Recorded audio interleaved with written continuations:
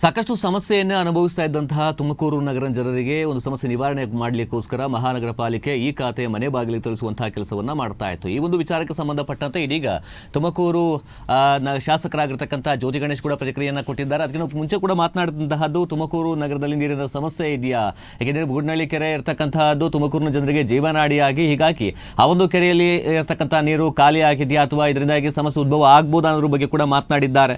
ಈ ಬಗ್ಗೆ ಈಗಾಗಲೇ ಕೂಡ 15 ಓವರ್ ಹೆಡ್ ಟ್ಯಾಂಕ್ ತುಮಕೂರಿಗೆ ಬೇಕು, ಡಿಸ್ಟ್ರಿಬ್ಯೂಷನ್ ನೆಟ್ವರ್ಕ್ ಸಮರ್ಪಕವಾಗಿ ಆಗ್ತಾ ಇಲ್ಲ ಅಂತ ಹೇಳಿ ಹಂಚಿಕೊಂಡಿರ್ತಕ್ಕಂಥದ್ದು. ಇದೀಗ ಶಾಸಕ ಜ್ಯೋತಿ ಗಣೇಶ್ ಜಗನ್ನಾಥಪುರದಲ್ಲಿ ಪೈಪ್ಲೈನ್ ಇಲ್ಲ, ಬೋರ್ವೆಲ್ ಮೂಲಕ ನೀರನ್ನು ನೀಡಲಾಗ್ತಾ ಇದೆ.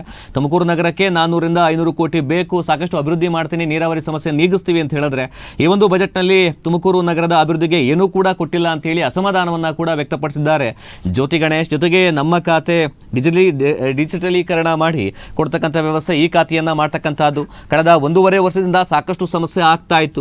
ಮನೆ ಮನೆಗೆ ಹೋಗಿ ಖಾತೆ ಮಾಡಿಸ್ಕೊಂಡು ಕೊಡುವಂತಹ ತೀರ್ಮಾನವನ್ನು ತೆಗೆದುಕೊಳ್ಳಲಾಗಿದೆ. ತುಮಕೂರು ನಗರದಲ್ಲಿ ಆಯುಕ್ತರಾಗಿರ್ತಕ್ಕಂಥ ಶುಭಾ ಅವರ ನೇತೃತ್ವದಲ್ಲಿ ಈಗಾಗಲೇ ಕೂಡ ಚಾಲನೆ ಸಿಕ್ಕಿರ್ತಕ್ಕಂಥದ್ದು. ಈ ಆಸ್ತಿ, ಈ ತಂತ್ರಾಂಶ ನಿರ್ಮಾಣ ಸೇರಿದಂತೆ ಒಂದಿಷ್ಟು ತಂತ್ರಾಂಶದಲ್ಲಿ, ಒಂದಿಷ್ಟು ಅಪ್ಲಿಕೇಶನ್ನಲ್ಲಿ ಸಾಕಷ್ಟು ಸಮಸ್ಯೆಗಳು, ನ್ಯೂನತೆಗಳಿವೆ. ಇವುಗಳನ್ನು ಸರಿ ಮಾಡಬೇಕು ಅಂತೇಳಿ ಸರ್ಕಾರಕ್ಕೆ ಒತ್ತಾಯವನ್ನ ಕೂಡ ಮಾಡಿದ್ದಾರೆ. ನಮ್ಮ ಖಾತೆಯನ್ನ ಈ ಖಾತೆಯನ್ನಾಗಿ ಮಾಡಿಕೊಡೋದಕ್ಕೆ ಇರತಕ್ಕಂಥ ತೊಡಕನ್ನ ನಿವಾರಣೆ ಮಾಡಬೇಕು. ನಾಗರಿಕರಿಗೆ ಏನಾದರೂ ಕೂಡ ತೊಂದರೆ ಆದರೆ ನಮ್ಮ ಬಳಿ ಬರಬೇಕು ಅಥವಾ ಕಮಿಷನರ್ ಬಳಿ ಹೋಗಿ ಸಮಸ್ಯೆಗಳನ್ನು ಹೇಳ್ಕೊಂಡ್ರೆ ಕೂಡಲೇ ಅದನ್ನ ಬಗೆಹರಿಸ್ತಕ್ಕಂಥ ಕೆಲಸವನ್ನ ಮಾಡ್ತೀವಿ ಎನ್ನುವಂತಹ ಭರವಸೆಯನ್ನ ಕೂಡ ನೀಡಿದ್ದಾರೆ ಶಾಸಕ ಜ್ಯೋತಿ ಗಣೇಶ್. ಖಾತೆಯ ಒಂದು ಸಮಸ್ಯೆ, ನಮ್ಮ ಖಾತೆನ ನಮಗೇನೆ ತಿರ್ಗಾ ಅಂತ ಡಿಜಿಟಲೀಕರಣ ಮಾಡಿ ಕೊಡುವಂಥ ಒಂದು ವ್ಯವಸ್ಥೆ ಕಳೆದ 1.5 ವರ್ಷದಿಂದ ಸಮಸ್ಯೆ ಏನಿತ್ತು. ಈಗ ಸ್ವಲ್ಪ ವೇಗ ಬರ್ತಾ ಇದೆ, ಆದರೆ ಸಾಕಷ್ಟು ಅಧಿಕಾರಿಗಳ ಕರಪ್ಷನ್ನು ಮತ್ತೊಂದು ತೊಂದರೆ ಆಗ್ತಿರೋದಕ್ಕೆ ಇವತ್ತು ಮನೆಗೆ ಹೋಗಿ ಮಾಡಬೇಕು ಅಂತಲೂ ಕೂಡ ಬೆಂಗಳೂರು ಆದಿಯಾಗಿ ಎಲ್ಲ ಕಡೆ ಮಾಡ್ತಿದ್ರು. ನಮ್ಮಲ್ಲೂ ಕೂಡ ನಮ್ಮ ಹೊಸ ಕಮಿಷನರು ಮಾಡ್ತಾ ಇದ್ದಾರೆ, ಶುಭಾ ಅವರು ಎಲ್ಲ ಸೇರಿ. ನಾನು ಕೂಡ ಅಸೆಂಬ್ಲಿಲಿ ನೆನ್ನೆ ಮಾತಾಡಿದ್ದೆ. ಸಾಕಷ್ಟು ಈ ತಂತ್ರಾಂಶಗಳು ಏನಿದ್ದಾವೆ, ಈ ಆಸ್ತಿ ಇರ್ಬೋದು, ಗ್ರಾಮಾಂತರದಲ್ಲಿ ಈ ಸ್ವತ್ತು ಅಂತಾರೆ, ಮತ್ತು ಲೈಸೆನ್ಸ್ ಕೊಡೋದಕ್ಕೆ ಒಂದು ULMS ನಿರ್ಮಾಣ ಅಂತ ಒಂದಿದೆ, ಮತ್ತು ಇವನ್ ನಿಮ್ಮ ನಲ್ಲಿ ಕನೆಕ್ಷನ್ನು ಮತ್ತು UGD ತೊಗೊಳೋದಕ್ಕೂ ಒಂದು ತಂತ್ರಾಂಶ ಇದೆ. ಎಲ್ಲದರಲ್ಲೂ ಕೂಡ ಏನು ನ್ಯೂನತೆಗಳು ಇದ್ದು ಇನ್ನೂ ಕೆಲವುದರಲ್ಲಿ ಇದೆ, ಅದನ್ನು ಎಲ್ಲ ಸೆಟ್ರೇಟ್ ಮಾಡಬೇಕು. ಮುಖ್ಯವಾಗಿ ಖಾತೆಗಳು, ನಮ್ಮ ಖಾತೆನೇ ಅದನ್ನು ಈ ಖಾತೆಯನ್ನಾಗಿ ಮಾಡಿಕೊಡೋದಕ್ಕೆ ಏನೆಲ್ಲ ತೊಡಕುಗಳಿದ್ವು ಆ ತೊಡಕು ಕಮ್ಮಿ ಆಗಬೇಕು ಅನ್ನೋ ದೃಷ್ಟಿಯಿಂದ ಇವತ್ತು ಒತ್ತಡ ಏರ್ತಾ ಇದ್ದೀವಿ. ಇವತ್ತು ಅಧಿಕಾರಿಗಳು ಕೂಡ ಸ್ಪಂದಿಸ್ತಾ ಇದ್ದಾರೆ.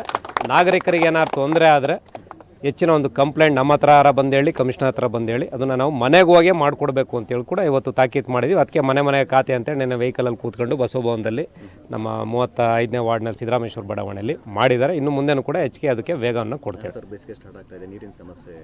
ನೀರಿದೆ, ಆದರೆ ಡಿಸ್ಟ್ರಿಬ್ಯೂಷನ್ ನೆಟ್ವರ್ಕ್ ಅದನ್ನು ಮಾತಾಡಿದ್ದೀನಿ ತಮ್ಗೆ ಗೊತ್ತಿರೋ ಹಾಗೆ.